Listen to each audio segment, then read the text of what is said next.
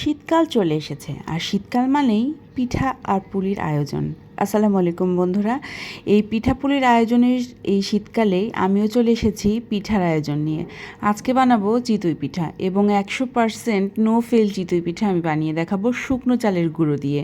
আপনারা চাইলে এটাতে সাধারণ চিতই এবং ডিম চিতই এমনকি ইলিশ চিতইও বানিয়ে ফেলতে পারবেন। তো এই জন্য আমি নিয়ে নিচ্ছি 2 কাপ শুকনো চালের গুঁড়ো, আর তার সাথে আমি নিয়ে নিব 1 চামচ লবণ এবং খুব ভালোভাবে আমি আগে এটা মিশিয়ে নিব।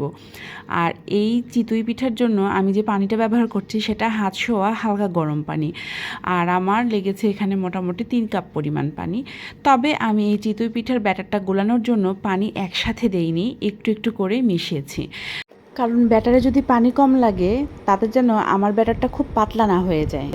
আর খুব ভালোভাবে হ্যান্ড উইক্স দিয়ে আমি ভালোভাবে এটা মিশিয়ে নিচ্ছি। এবং এটা কিন্তু একটা ট্রিক্স, আপনি যখন চিতই পিঠার আটাটা গুলাবেন তখন অবশ্যই খুব ভালোভাবে মিক্স করে নিতে হবে এবং কিছুক্ষণের জন্য রেস্টে রেখে দিতে হবে।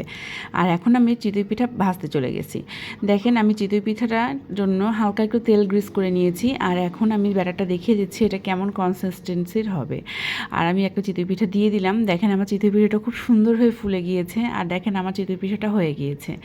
এই দেখেন পারফেক্ট জালি জালি এবং নরম ফুলকো চিতই পিঠা। আর এখন আমি এই নর্মাল চিতই পিঠার সাথে কিভাবে ডিম চিতই বানাবেন সেটাও আপনাদের দেখিয়ে দিব। আর দেখেন আমি চিতই পিঠার উপরে একটা ডিম ছেড়ে দিয়েছি, আর এখন দিয়ে দিচ্ছি হালকা লবণ এবং এরপরে ছড়িয়ে দিচ্ছি একটু টমেটো কুচি। আর আজকে আমি এখানে কাঁচামরিচ কুচি এবং সাথে একটু ধনিয়া পাতার কুচিও দিব এবং তারপর আবার একটু ঢেকে রাখবো।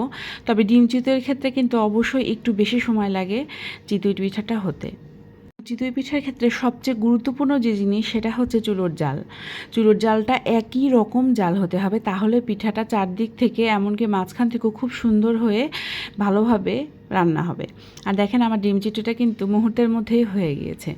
আর এখন মোটামুটি 2টো পিঠা তো আমি আপনাদের বানানো দেখিয়েই দিলাম, আর এখন আরেকটা নতুন পিঠা দেখিয়ে দিব, আর সেটা হচ্ছে ইলিশ চিতই। ইলিশ চিতই কিন্তু বিক্রমপুরের খুবই বিখ্যাত একটা পিঠা।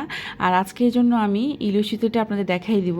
এবং ইলিশ চিতইয়ের জন্য ইলিশের উপরে আমি একটু লবণ আর মরিচের গুঁড়া মাখিয়ে নিয়েছি। আর একটা ইলিশ চিতই আমি কাঁচাভাবে রান্না করেছি, যেভাবে সাধারণত সবাই রান্না করে।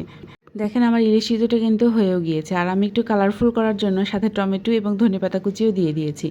আর আরেকটা ইলিশ চিতইয়ের জন্য আমি ইলিশ মাছটা একটু ভেজে নিব।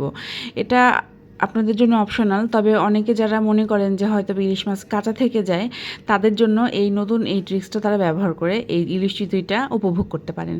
আর দেখেন আমার এই ভাজা ইলিশটা দিয়ে এখন আমি আরেকটা চিতই বানাচ্ছি। এবং দেখেন এখানে আমি মরিচ এবং টমেটো কুচি দিয়ে দিয়েছি। আর দেখেন আমার এই চিতইটাই মোটামুটি হয়ে গিয়েছে।